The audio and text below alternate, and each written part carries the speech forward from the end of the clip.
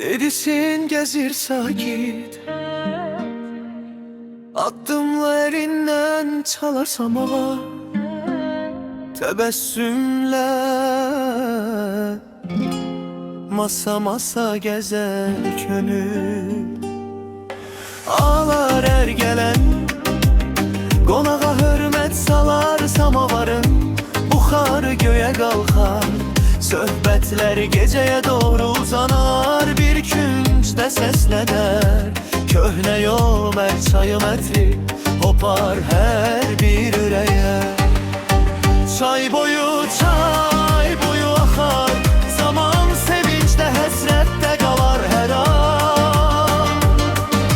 Of isyant gətir bir isti çay ürəklərə, yol salar asta. Yay çar doyar çay boyu, həyat axar, dostluq olan yerdə ümid yaşar.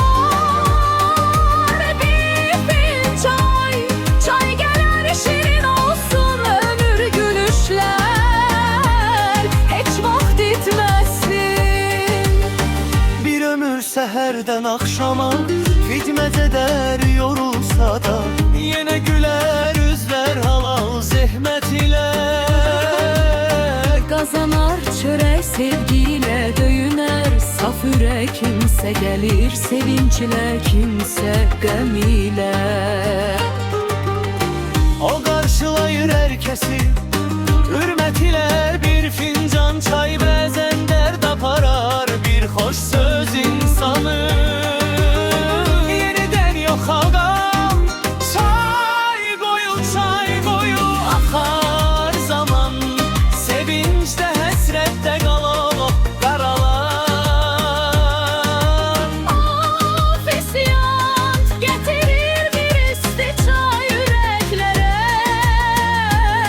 yol salar asta, asta asta yay. Həyat bir masadır qonağı, çox bugün varıq sabah, bəlkə də yox qalan yalnız. Yaxşılıq xoysanı, yaxşadan budur hər zaman çay soyuyar. Amma dostluq soyumaz, halal zəhmətin dəyəri yox olmaz ofisantın yol. Yolu daim açıq olsun, ümid sevgisi ürəklərə qalsın çay. Boyu axan nəğmə susmasın, heç gecələr